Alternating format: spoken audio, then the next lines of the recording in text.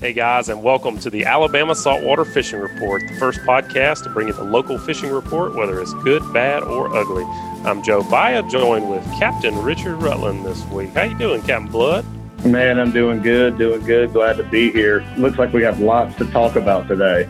Man, we've got a special treat coming up later in the show. We've got a story of, I'm just going to say it, a swordfish from a bay boat. You got to tune in.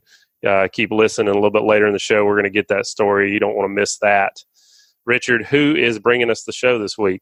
Man, this week's sponsor is brought to you by our local Geico insurance office. Everybody knows Geico has great auto rates, but did you know they also have great rates on boats, ATVs, motorcycles, and personal watercraft? Give Ron Davis a call at 251-445-0053. Not only will Ron work hard to get you your lowest premium possible, but you'll also have the service you expect and can count on if you ever need to make a claim. Geico also offers on-the-water services like towing, battery jumps, gas delivery, and you can bundle these services with your insurance. If you're an Alabama saltwater fisherman, support your local insurance agent who helps you bring these fishing reports each week. Call Ron Davis, Geico agent, at 251-445-0053 or visit him online at geico.com/mobile-AL. Man, a little bit later when we talk about that swordfish, we're gonna hear about how that gas delivery may come in handy. It's just a really unique story coming from those guys. How's your week been, Richard? How's the fishing been for you? Man, it's been great. I've been blessed to be extremely busy. Get to spend a lot of hours on the water here lately, and man, I'd say we're full bore spring as far as speckled trout and redfish, and I got a little surprise for everybody too. We caught some ling this week yesterday right out on the beach. So we saw 10 fish and ended up catching 4. Did catch and release on all of them. Probably could have kept 2 of them if we wanted to, but it was kind of a special thing for me because I've never really caught what I would consider migratory fish. I've always caught them on structure and stuff, and I found a couple of schools of some migratory fish, so I was just tickled to death. I felt like I could feel the adrenaline going through my body. It was really cool. I was excited about it. You know, when it's always exciting when you see a cobia, no matter what, and when we're fishing for them around structure, you kind of, you feel like you see them, you're going to see them again. You feel that way anyway. It's like there's not as much of a rush as when you're seeing those migratory fish. It's like, holy crap, there they are. We got to get a bait to them. It really does get your adrenaline pumping. I put it in the same, like if you're hunting deer, it's literally like buck fever. I mean, it gets that adrenaline pumping for sure. Were y'all able to just pitch jigs to them, or you throw live baits at them? Well, it really took me by surprise, and we were out there. We were kind of in bull red fishing mode, and so I just had like a couple of spinning rods with some like little small, like what I use for trout and redfish jigs with a little slick lure on there, and we pitched both of those over there like on trout tackle rods, and it caught those 2, which it was great because there was no we were in shallow water. There was no structure around to get hung up on, so we could take our time, and we landed both of them in the net. And then literally we caught all 4 fish in about less than a 20-minute span. We saw one, saw one, and he didn't really cooperate. And then we saw a pair come out. We caught both of the pair, and then I rigged up my big rod. I was carrying a rod to catch a ling, and then we came up on a school of about, I would say 6 to 8 fish. It was kind of moving around so fast it was hard to count them all, and we ended up getting 2 out of that group. Wow! And then they were gone. That's the way it goes, man. That's cool though. Good to hear they've made it over to Mobile Bay, and they'll start showing up on all the structure there now. So that's good to hear. Everybody I called today had a good report, and it's always hard, when you get a good report from everybody. So, okay, what are we going to bring on the show? But we've got a lot of good stuff coming up today. Let's get right into it. We're going to go onshore first. head on down to the Gulf State Park Pier, talk with the pier pounder, David Thornton. David, welcome back to the show. I understand you you finally got away from the office and got to do a little pier fishing this week. What's happening down there? Yeah, Joe, I was able to get away and picked a good time to do it. You know, we've had some stretches of really nice weather, dry and clear, and the mackerel really responded to it. The water temperatures come up a couple of more degrees, and the bait fish, the alewives, as they call them, the scaled sardines, are moving in just in, by the thousands daily around the pier. And the game fish are following them. A lot of nice sized Spanish mackerel, bluefish, some decent sized kings, not the big ones that we were seeing a week or two ago, but a lot more of the school size kings, like, 8 to up to about 15 pounds. And some good numbers of them at times. Some days there'll be just a few caught, and other days, like yesterday, it seemed like when the wind picked up, they really kicked off, and they were pressing the bait fish up around the pier, and they were catching some on lures, some on cigar minnows, but all you had to do was get one of those 4-inch alewives and flip it out there, and every one, you either had a bluefish or a big Spanish or a king mackerel grab it. You've talked about it in the past on here, how sometimes it's with those Spanish, it's a 15 minutes of pandemonium, and sometimes that happens real early. Is there a particular time right now that to key in on, or is it just kind of happens when it happens? Well, yeah, it can happen, pretty much at any time. The water's still cool enough to where the wind picking up, like in the sea breeze, can trigger that kind of a flurry. But usually, there'll be a pretty good bite at daybreak, and a lot of people are there before daylight, and they want to get that early run, and often that'll kind of taper off once the sun gets up pretty good, especially if it's a clear day. It may, and calm, it may shut down a little bit mid-morning.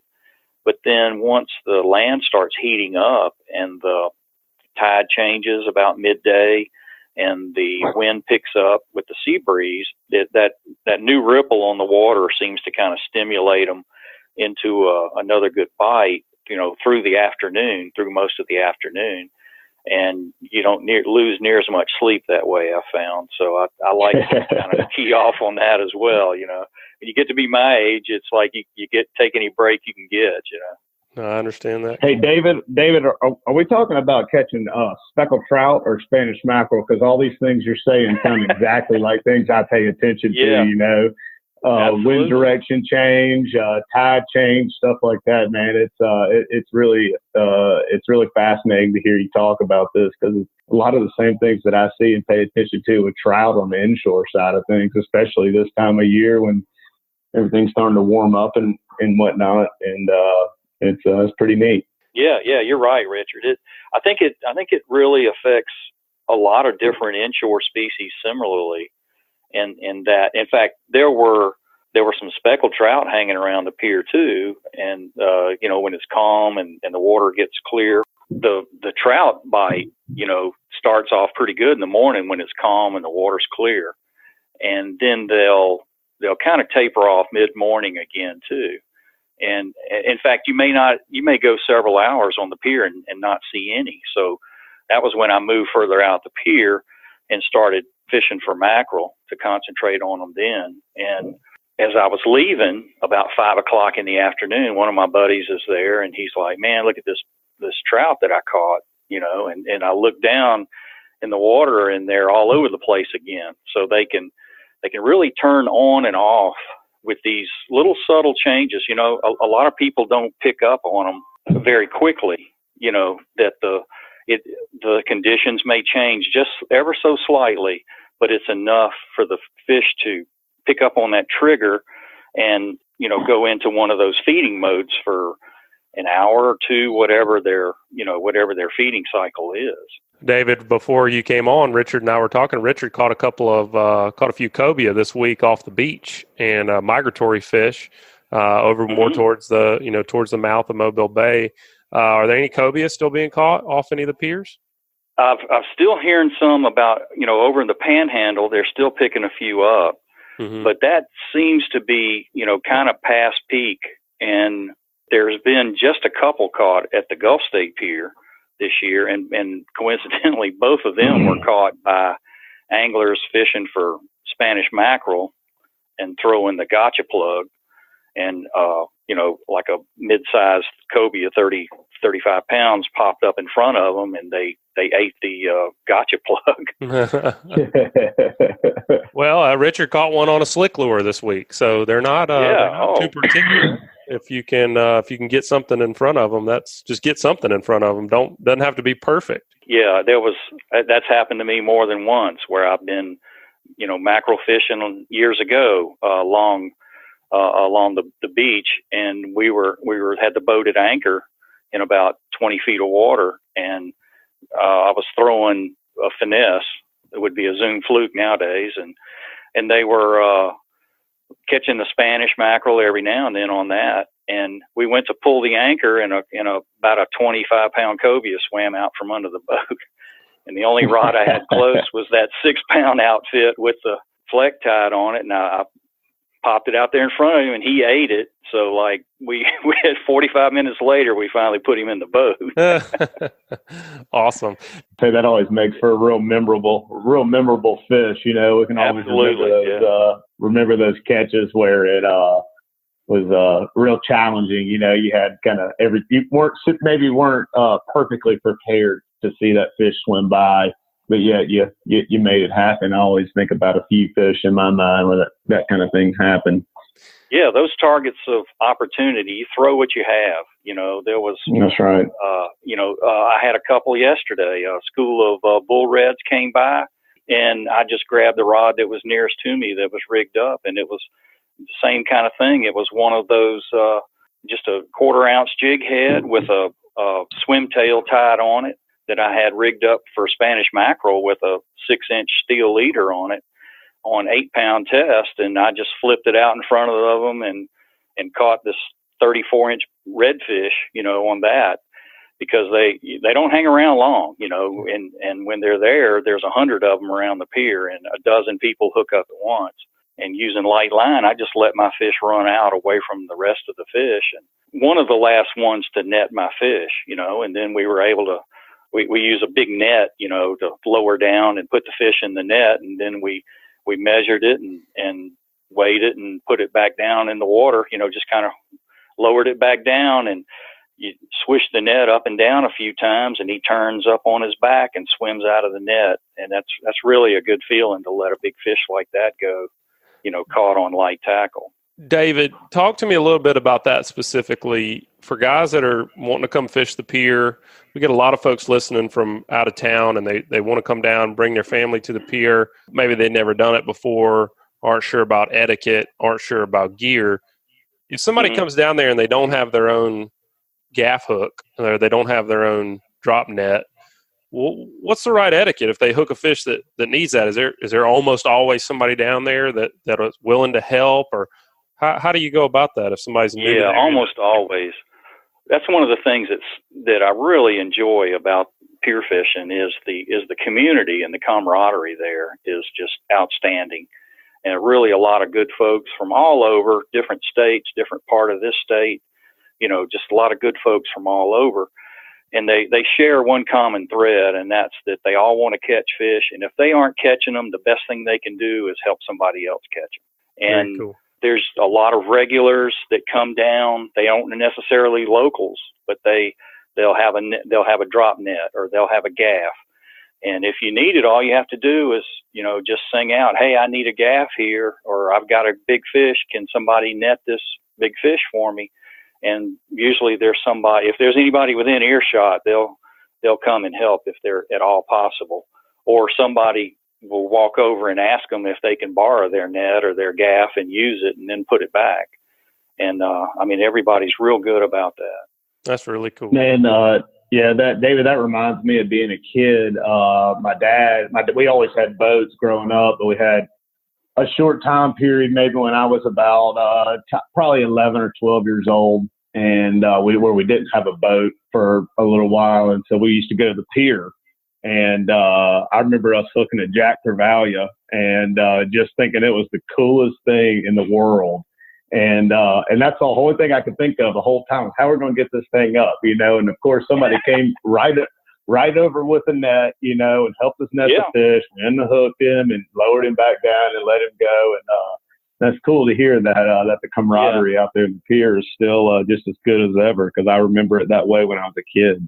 That's a good point. Often you don't even have to ask. Somebody is right there to help out. And, you know, everybody is friendly. And you hear horror stories, especially about some of the panhandle piers.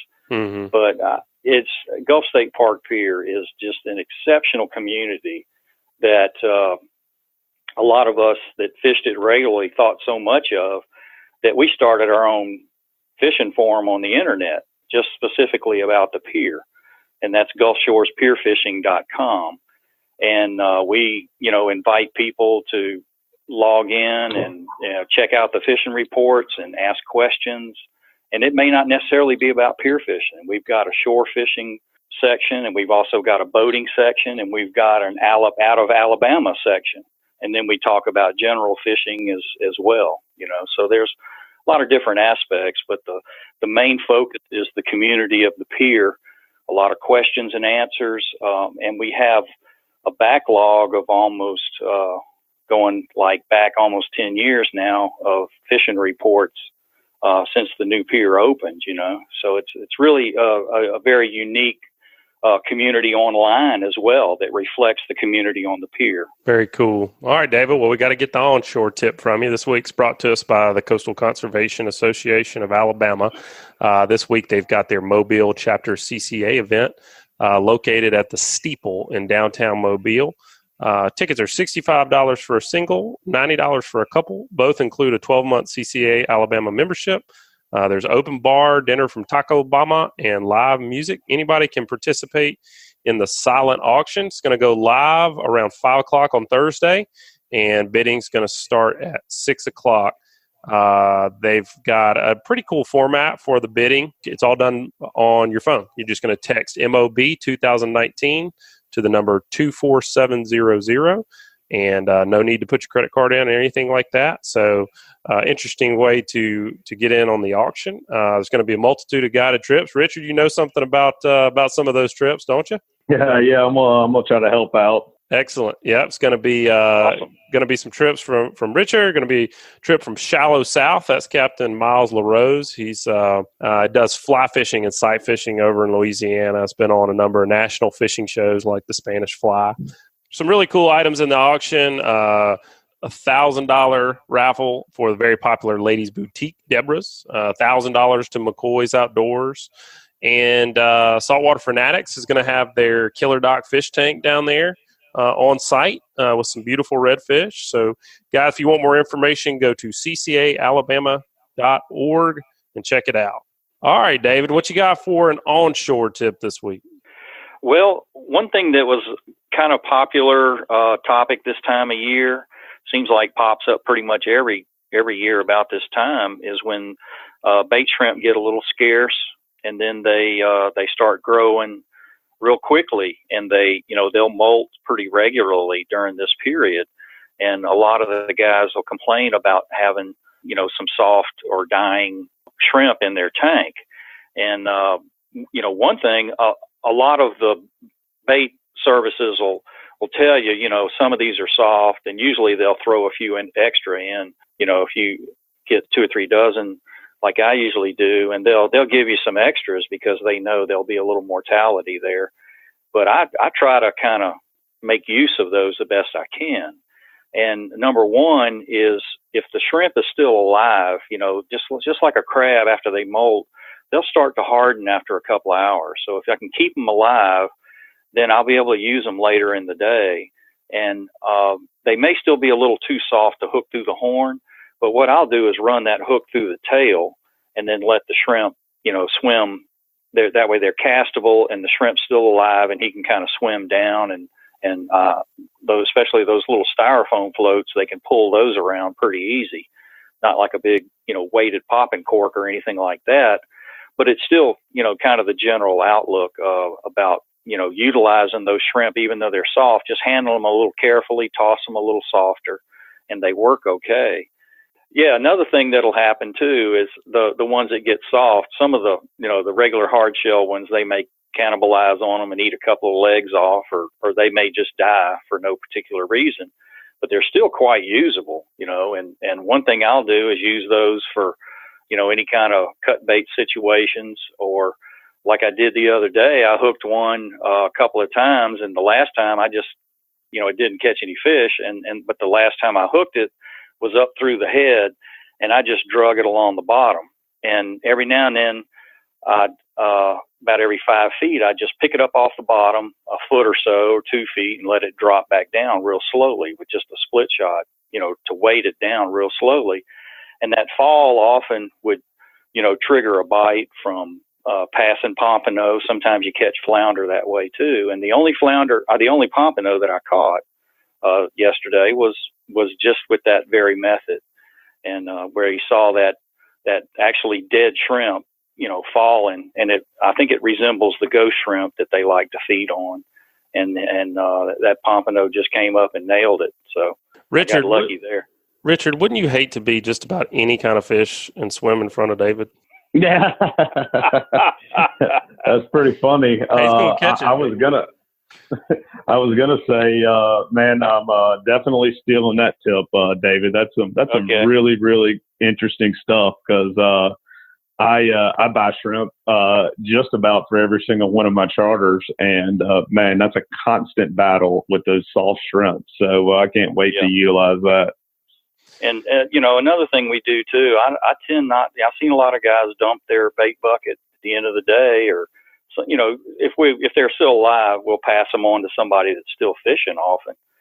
But the ones that I don't use, I'll bring home and put them in some of the water out of the bait tank that's fairly salty water, and just freeze them over for the next trip. And those are great for tipping your pompano rig, and for whiting fishing, stuff like that. The smaller ones, I just thread the whole thing on the hook, and the larger ones, I'll pull the cap off and pinch the tail parts off and cut it in half and put one on each hook on the pompano rig, with the fish bites. And that is, to me, is the next best thing to fresh, is that's frozen in the seawater that they were living in. The saltier water tends to freeze a little bit harder, and the shrimp seems to keep a little better consistency than that's frozen in fresh water. It's like it kind of gets washed out pretty quickly, and maybe it's a little bit mushier too on the hook. Yeah, that's cool. David, you're like the mad scientist of this beach fishing, pier fishing, man. I just absolutely love it. You got everything down to a T, man. I love it, man. That's some really cool tips, David. Appreciate it. Yeah, man, when we spend hours and hours waiting for the fish to bite, you kind of think about things for a while. You got a lot of time to think when you're not running the boat, huh? Absolutely, yeah. Is there anything I can do to make these fish bite? All right, buddy. Well, thanks for checking in with us this week. We always appreciate having the Pier Pounder on. Hope you have some good luck this week coming up. All right, I appreciate it. Always enjoy talking to you guys. Thanks. All right, Richard, that was a heck of a report from the old Pier Pounder. Sounds like things are going. He's always great. It's really cool to be able to go down there and have so many different species, from really inshore all the way out to pelagics, potentially come by same stretch of ground. I always like hearing from the Gulf State Park Pier. Let's take it inshore. Talk with Cap Mugly. How you doing, Patrick Garmison? What's up, guys? Man, things have been pretty solid for me. Let's see, we fished. I'm gonna go back. I want to talk a little bit about the moon here deal. Is kind of the most recent event we've had. We had the new moon on Saturday, so I'm gonna go back pre-new moon and go talk about Friday. I fished Dolphin Island. Man, we saw some really cool stuff. We got to where I was wanting to fish, wanting to throw some top water. We had a light north wind, and we started just kind of easing down the shoreline, and all of a sudden, like a friggin' light switch went off. Trout are blowing up all over the place, even jumping out of the water.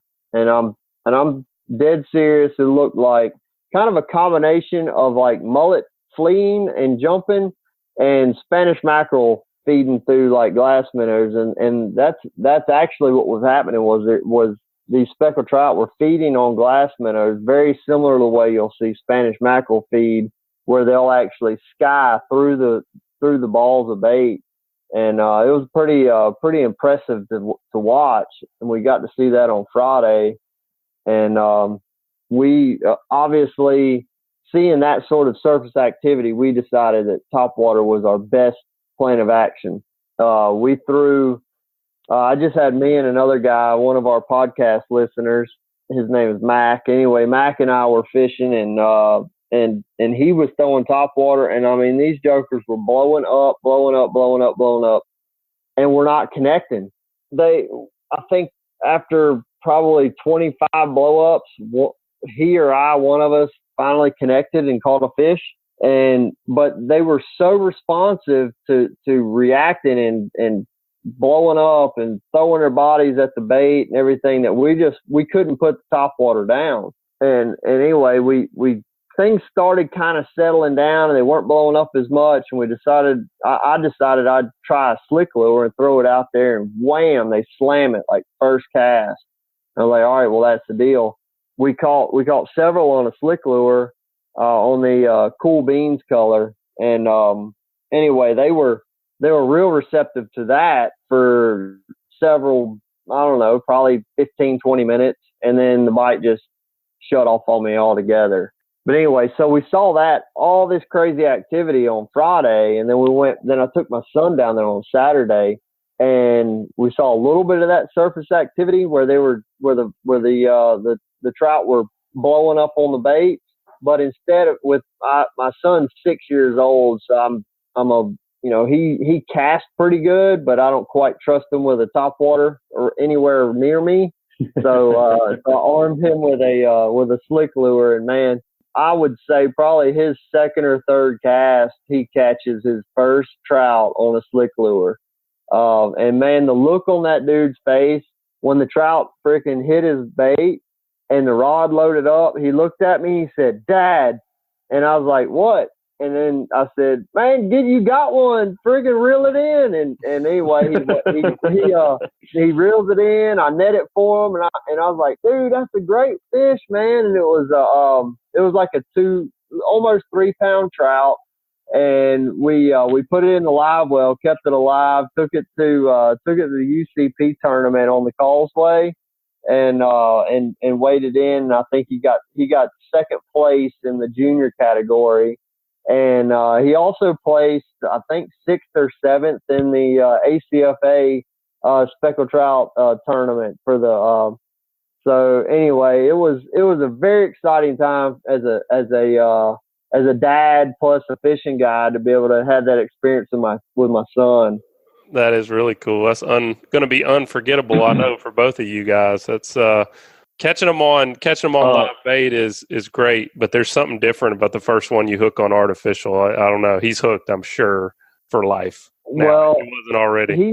He told me like a day later or 2 days later, he said, "Dad, I want to I said I wanted to be a police officer when I grew up, but I want to be a fisherman now."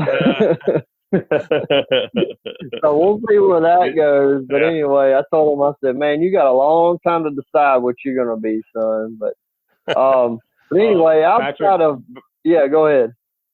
I was going to say, back to kind of before your awesome story there with Cooper, man, how you were talking about this fish were acting with your top water and the bite turning on real heavy, hot and heavy, and flipping off, man. That definitely sounds like some moon phase activity to me. Is that kind of what you're thinking as well? How it felt to you? Man, I think so. I just always see these fish behave a little differently around the new moon and the full moon, where there's kind of a feast and famine kind of behavior out of them, and certainly some big fish opportunities. But I mean, in this case, it seemed like they were wildly feeding just as fast as they could feed. And I don't really know I think thinking back on my Friday trip, if I feel like if we would have swapped over to the slick lures or anything really subsurface, but the slick lure became really effective for us. I think having that thing in the water a little quicker in the morning probably could have put way more fish in the boat, because they were interested in attacking the topwater lure, but they weren't committing to it. But really, once we got that slick out there in front of them, man, they were engulfing that thing. I mean, some of them were sucking it down into their gullet before you could even set the hook on them. So I think in my I would say on a impromptu tip of that is if the activity is just crazy on top but they're not connecting, let your buddy keep throwing it and be excited about it, but try something else a little subsurface and see if something like that will work out for you. Richard, Patrick, what's the what's the bait situation like? It's been really tough. You got everybody, I guess, is kind of in the same boat. The bay's shut down right now, and it's only open up to a few areas. And so my guy who I get a lot of bait from there at Deer River Bait and Tackle there in Theodore, he's having to go all the way to Wolf Bay to catch his bait right now because they've got it shut down. I guess they're letting the shrimp grow right now before they open it up in June. So it's just been tough. Yep. So what do you do, Patrick, when it's tough like this? What do you do to get an edge? Well, the edge that I've found, I've had two different artificial bait deals besides what I've already been talking about, the topwater and the slick lures. Going with the popping cork, we talk about that a lot as far as just a good fish attractor and fish catcher. But I've found that rigging a voodoo, and I like the baby voodoo, which is like a little 2-inch bait. If I'm trout fishing, I don't so much worry about it as far as putting any type of flavor on it. But if I'm going red fishing, or if I'm in areas where I think I might catch redfish, put in a little square of some shrimp flavored fish bite on there, whether it's pink or white or whatever color. I don't think the color is going to matter a whole lot, but the flavor or whatever that stuff is that's slowly dissolving in the water certainly attracts a bite. The other artificial bait thing under the popping cork that I found is using the little slicks. We were up in Grand Bay yesterday, and I had one guy throwing a voodoo and one guy throwing a little slick in the cool beans color. I was rigging it on a 4-aught twist lock owner hook. I've heard some guys rig it with like a 1/8 ounce or 1/4 ounce jig head, but I like the swim bait hook. It works for me. It's a nice strong hook. I can depend on it. And but anyway, it was catching a lot of fish. At one point, the slick lure under the popping cork was actually out catching the voodoo shrimp under the popping cork. So something to think about, and it also helped to kind of put some bigger fish in the boat as well. So I mean, there are some opportunities out there, artificial bait wise, that are still working right now, and you don't have to make that stop at the bait shop or go that extra mile to find some bait. If you're just going to go for a short trip, then arming yourself with a few of these baits that we've been talking about should help put some fish in the boat or in the kayak or on the beach, however you're going.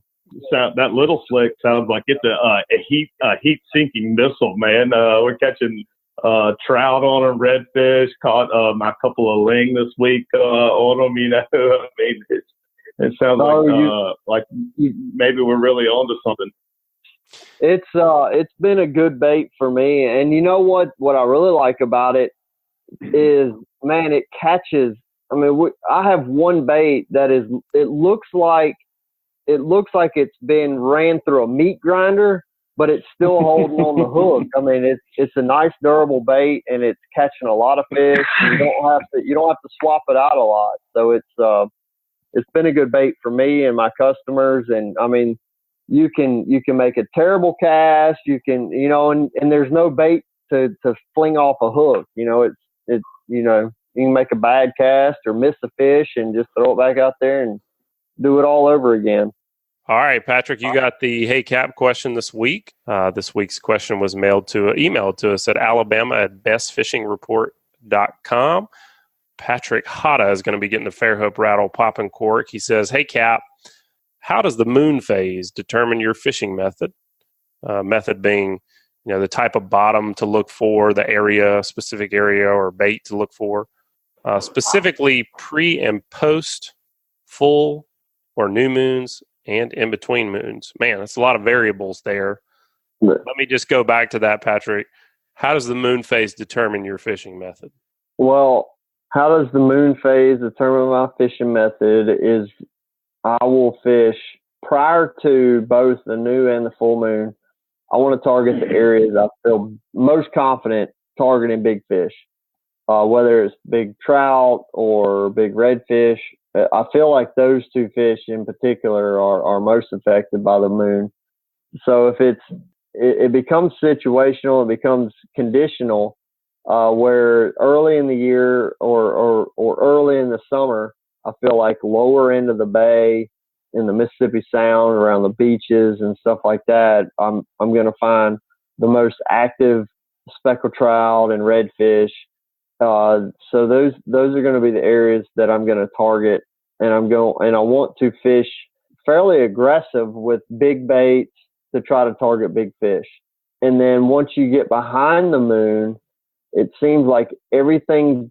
It's almost like it's like a big party, and everybody's freaking going crazy before the moons. And then as soon as it's over, it's like all the fish kind of have a hangover, and they're not looking to do much of anything. I'm sure most people can relate to what a hangover feels like, and I feel like that's where the fish are post full moon and new moon. And the way to get those bites a lot of times is going to be a more of a finesse style, slower baits and maybe even smaller baits, and make it easier for the fish to attack your baits and make the connection there. As far as like where and style, bottom structure and reefs and all that, man, I wish I had all those details put together, because it'd make it a whole lot easier. But a lot of it I go with situations based on where, almost every day. And I know Bobby and Richard and I, we talk about it a lot, where we have to go condition wise or wind wise, or, and go where we can go. So I don't know that I had the exact answer on what type of structure or whatever I would fish on, but I would say before the moons, you can go big or go home kind of attitude, and on the backside, you're gonna have to be a little bit more finesse.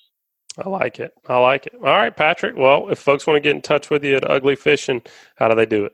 You can call me or text me at 251-747-1554. They can go to my website at uglyfishing.com, and I'm also on Facebook, Instagram, Snapchat. I'm still trying to figure out Snapchat, but if you want to look me up on there, you can. But also, I need to give a quick shout out to I had Hank Arnold and a couple of his colleagues on the boat this week, and they're podcast listeners and love the show. And anyway, they were real excited to get to see the voodoo shrimp with the fish bite combo that we talk about a lot. But he wants to book another trip with me soon, so we can try to find some trout on the slick lures. That particular trip he and I went on, we were more targeting redfish and did find a few speckled trout, but it ended up taking a live shrimp to get those guys in the boat. Very cool stuff. All right, Patrick. Well, thanks as always. We'll talk to you again soon, buddy. All right, guys. Thank y'all. All right, Richard. I'm really excited about our next guest on the show. We're going to do something different than we've ever really done on the Alabama Saltwater Fishing Report. We're going to bring on one of our listeners to tell a fish story.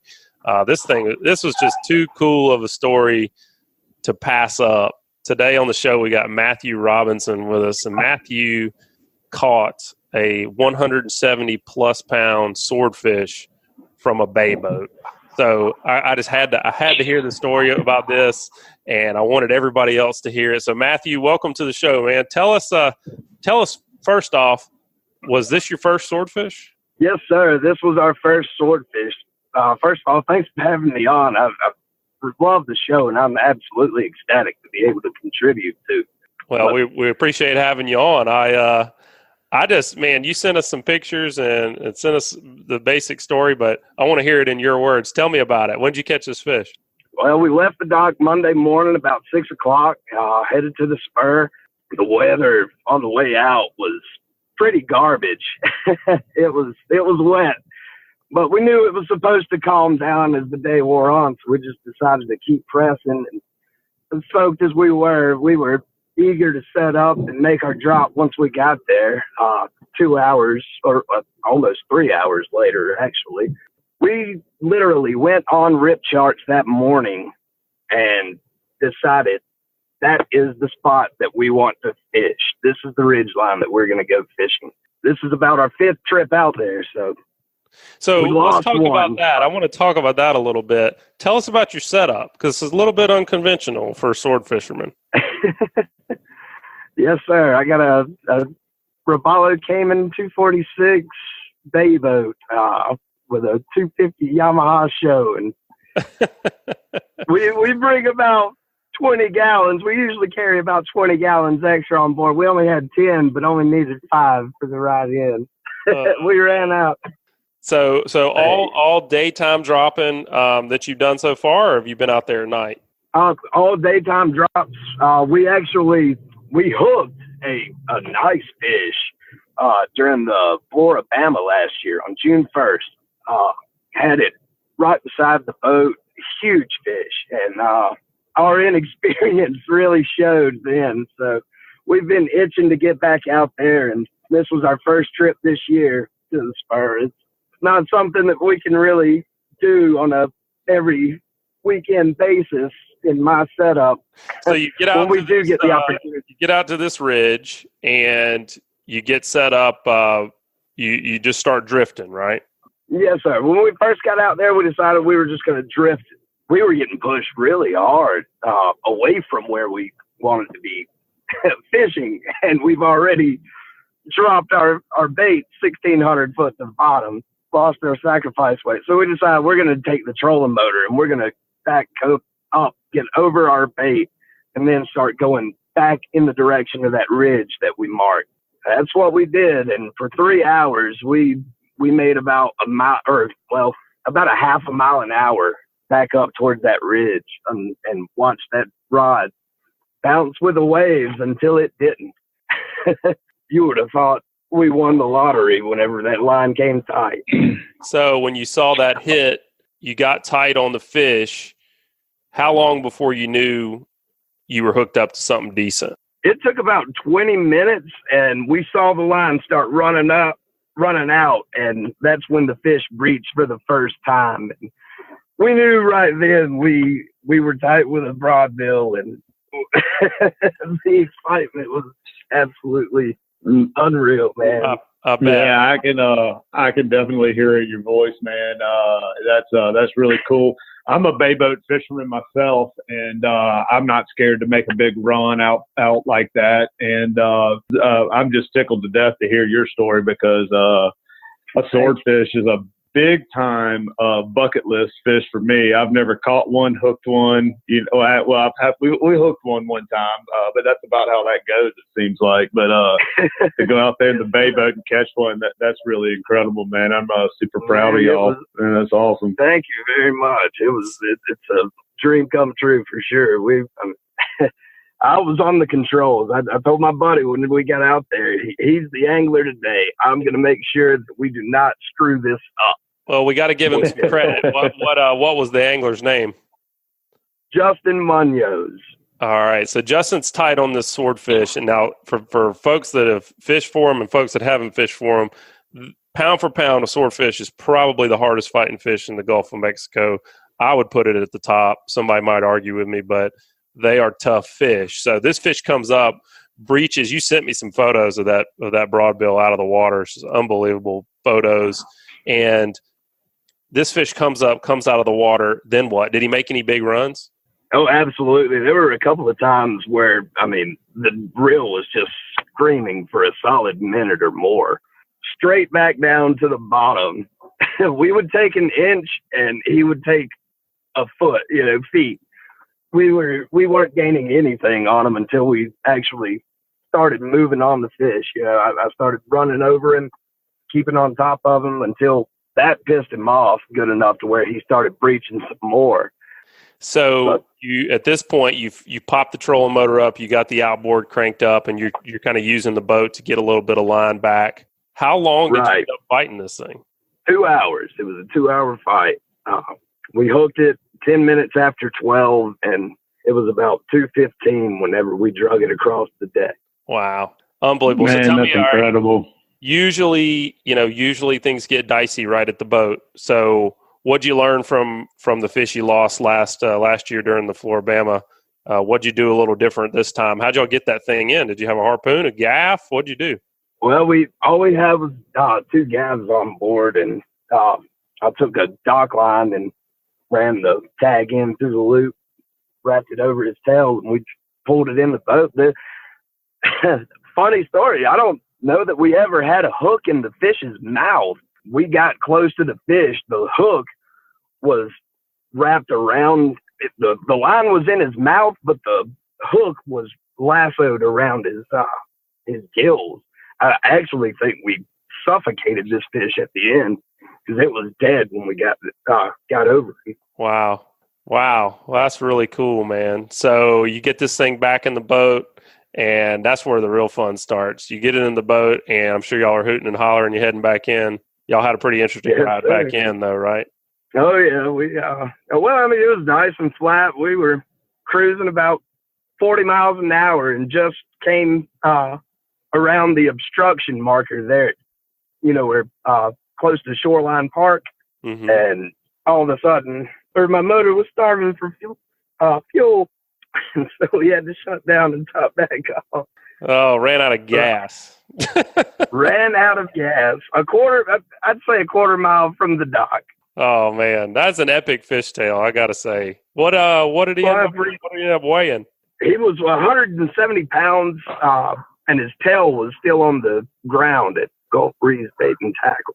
That's really cool. Really, really cool. Well, you said this was your first billfish and you did it off of public resources. Tell me about those public resources that you used, and if anybody else is thinking about giving it a shot. I wouldn't necessarily say I'd advise going out there in a bay boat, but I'm not going to say it can't be done. What do you use, to make it happen? As far as tackle, or what do you?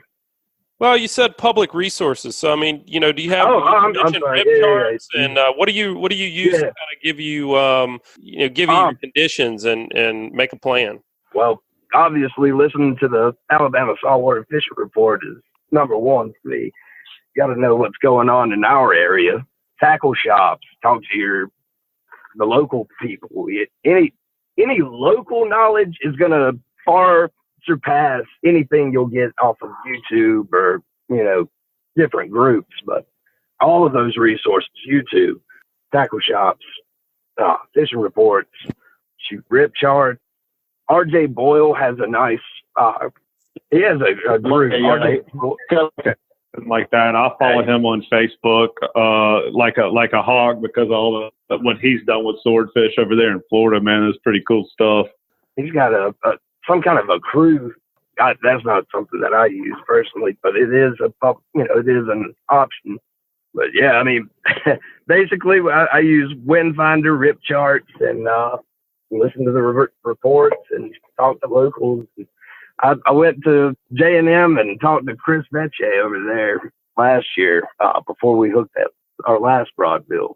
Chris knows a thing or two about swordfish. He's a great he's actually at Sam's, I believe. But I'm sorry, that's right. But man, he's a great resource when it comes to that, and any of those guys at your local tackle shops as far as rigging. And we can't get into the rigging as much on here as we'd like to, just because it's hard to it's hard to talk about how you rig. But man, I just want to tell you, thanks again for being on with us and telling us this story. Hey, thank you. It's really cool. We're gonna post some pictures up this week and share your story and share some of the pictures because the pictures say it all. So I'm glad you guys had good success. Wish you good luck with the rest of the season, and let us know if you get another one.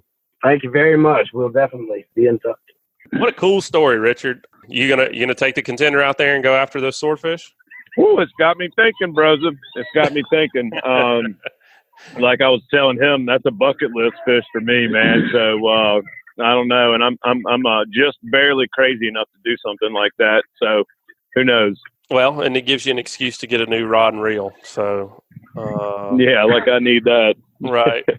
All right. Well, let's wrap this thing up with a good offshore report. Today we got Skipper Theory joining us again from the Escape. Skipper, welcome back to the show, man. How's your spring going so far? Man, good to be back on. I can't complain. We've been getting out 3 or 4 days a week for the last couple of months, so not bad for early season. A nice trip today. Caught some triggerfish and beeliners and this, that, and the other. Been nice catching a few triggerfish. It has. It's closing up pretty soon, isn't it? This will be over Friday. I'll be sad to see that make it a little tougher the next couple of weeks, but it's okay. We'll survive. The beeliners have been doing really good. What's the water looking like out of Mobile Bay? I know we had a big push of rainwater last week. Are things still pretty muddy, or how's it looking? It's clearing up a little bit, but it's still very, very dingy. Not even a good clean green, but improving every day. So yeah, southeast wind the next few days. That'll help. Yep, that's what I was going to say was that southeast wind is definitely going to clean things up. Today was the biggest change in the water quality I saw inshore, at least with the bay. So I assume the southeast wind's really going to clean things up real nicely here in the next week or two. Yeah. Hopefully it'll stay that direction. So Skipper, you said a few kings are starting to show up. A few kings. Saw cobia yesterday. Couldn't get them to bite. So it's warming up. Lots of baits showed up this week. Lots of bonitas. It just kind of looked like summertime out there the last few days for the first time this year to me. Well, you mentioned the bait. What kind of bait is it? Mostly, look, I hear the seagulls in the back. It's really happening. It's really authentic report right here. I like it. This is as real as it gets. This is the real salt life right here. Skipper's on the dock, got the report coming in hot. Yeah. Tell me about the bait situation. Is it mostly hardtails right now, or some of that, some of those sardines and such, and cigar minnows starting to show up?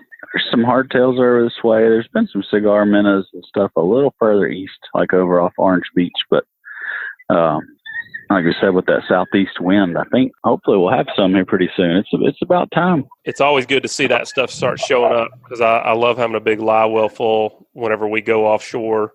It can make the difference. It's had many days where a live well full of that bait has made the difference in a mediocre day and a really good day.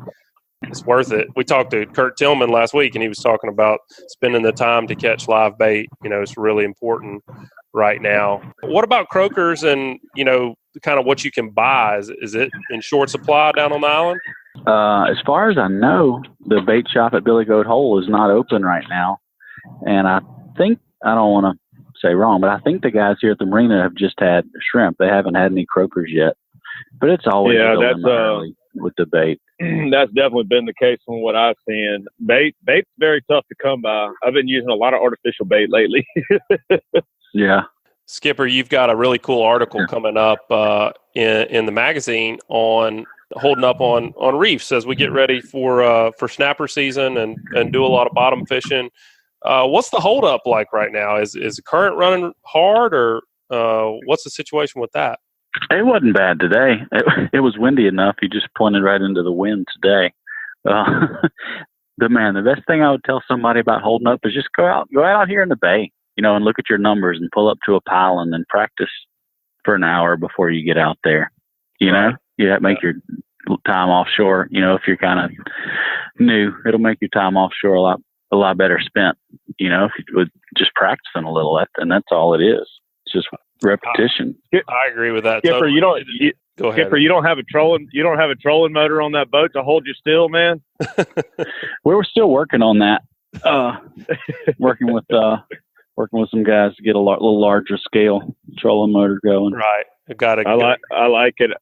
Do you think we'll ever see that on sport fishing boats where you'll have like a little drop down prop out of the bow that'll post you up somewhere? That'd be nice. I don't know.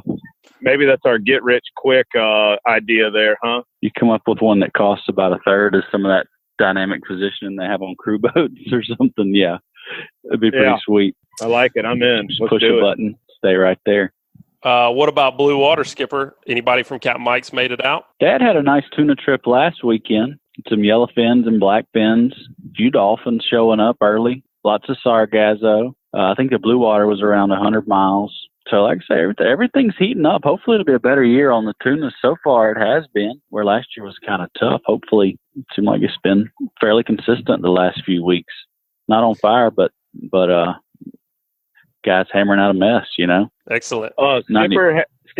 Skipper, with the tunas, man, I know a lot of people were real concerned with that last year. Have you seen years like last year in the past where kind of have an off year, not catches aren't up, fish aren't really showing up, and then, poof, the next year they kind of show back up like they're supposed to? I think last year was the worst year that anybody had ever seen as far as yellowfin.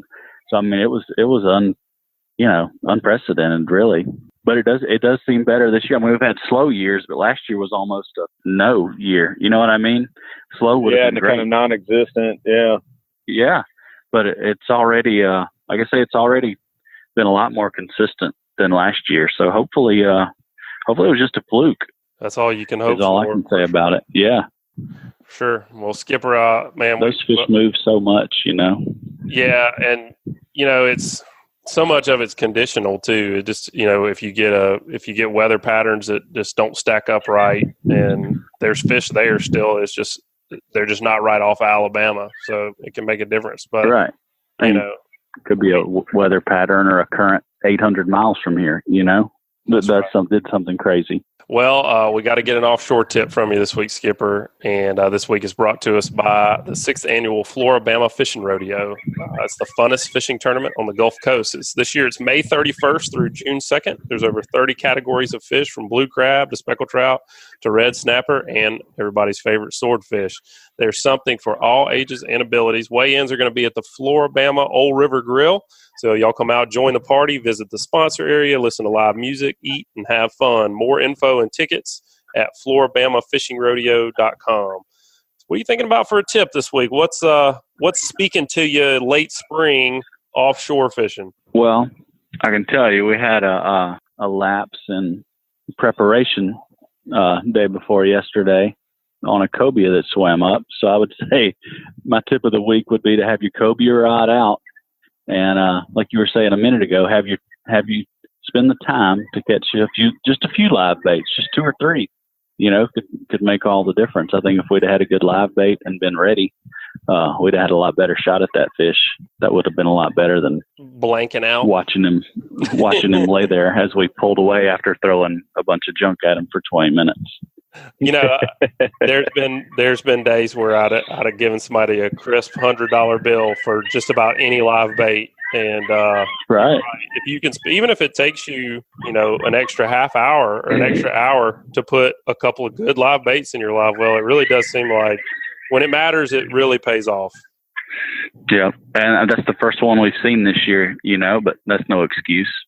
Hopefully it won't happen again. That's right. Well, Skipper, man, we always appreciate you being on. We'll be checking back in with you throughout the summer. We got snapper season starting up pretty soon. I imagine y'all are pretty booked up. But if folks do want to get in touch with Captain Mike's, what's the best way for them to do it? Give Miss Anna a call, 251-861-5302. And we do have a lot of bookings, but there are a few openings in there. We can still have some openings. You throw some people in the engine room and do a few stowaways and get them out there. Whatever it takes. No man left behind, All right, buddy. We'll check in with you soon. All right. Thanks, Joe. Talk to you later. See you, Skipper. Yeah, it's good to have old Skipper back on the show, Richard. That guy has been fishing our area since, probably before he could even stand up, hardly. He knows it. He knows it inside and out. and a really good resource to have on the show. I'm really excited about his article coming up. Well, man, interesting show today. We did some different things. It was good to have you co-hosting with me. What'd you learn? Man, just kind of talking to Pier Pounder and Patrick and Skipper, and just kind of what I've been seeing on the water as well. There's a lot of life starting to show up on the inshore side around the beaches and in the mouths of the bays and stuff, and even offshore. Skipper's starting to see some of the sardines and hardtails and stuff showing up, and I really feel like it's probably what I would call full bore springtime fishing now, and kind of look for everybody to kind of settle into a pattern, probably for the rest of the summer. The fish are pretty much where I would always say they should be at for the time of year. We're right on track. So a lot to look forward to in the next couple of weeks. Well, Joe, what'd you learn about today? Man, I think my favorite thing, I seem to always key in every week on something somebody says, and it makes me realize how I've been screwing up. And the one thing that really I just really stuck to was Skipper just said it. Take a little bit of time. We're getting close to snapper season. Everybody's going to go out and snapper fish. Some guys have a GPS trolling motor, and that's great. I mean, it's a really cool thing to have. But if you don't, take 20 minutes, maybe while you're catching bait, and go out and practice holding your boat up, because you don't want to get to your fishing spots. You don't want to get to your first reef and be trying to hold up for the first time of the year or the first time of that week or the first time of that month while people are fishing. You're going to get stressed a little bit. They're going to get stressed because their lines are going to be going under the boat. They're going to be having a hard time keeping their lines straight up and down. So just take a little bit of time to go out there and practice holding up. You can run your boat. You can do it the night before. It makes a huge difference. I am a licensed captain, but I'm not a good captain. I'm not very good at holding up, but when I've done it, it really just is a repetition practice thing, and it takes you a while because it's kind of like rubbing your belly and patting your head at the same time. So that was a really cool tip by Skipper. Yeah, I always find small adjustments always go a long way with that tactic. That's right. All right, folks. That's going to do it this week. We appreciate you guys listening. Subscribe, rate, and review wherever you listen to podcasts. And if you'd like us to email you the podcast, just head over to greatdaysoutdoors.com/ASFR. Enter your email, and we'll send you the new show each week. Y'all keep whacking them. This week's Alabama Saltwater Fishing Report has been brought to you by the Alabama Gulf Coast Slam Fishing Tournament, going on now through May 18th. Daily weigh-ins from 11 to 6 at Zeke's Marina in Orange Beach and Fort Morgan Marina in Fort Morgan. For more info, visit alabamagulfcoastslam.com. And also, KillerDock. Are you suffering from dock dysfunction? Check out a full line of dock enhancement at KillerDock.com. That's KillerDock.com. This week's Saltwater Fishing Report is brought to you by Angelo Depaola, the Coastal Connection with EXP Realty, your boating and beach property specialist. Check me out on Facebook at Angelo Depaola Realtor, the Coastal Connection, or call me direct at 850-287-3440. Also brought to you by Captain Mike's Deep Sea Fishing. Check them out online at CaptainMikeOnline.com or call them at 251-861-5302. This is Captain Richard Rutland, and this report is brought to you by Cold Blooded Fishing. You can find us at www.coldbloodedfishing.com. This week's Alabama Saltwater Fishing Report was brought to you by me, Joe Baya, and National Land Realty. If I can help you in any way with the purchase or sale of land in Alabama or Florida, whether it's timberland, farmland, recreational land like hunting land, or even agricultural land or ranch land like horse farm, drop me a message at jbaya@nationalland.com. That's JBAYA@nationalland.com.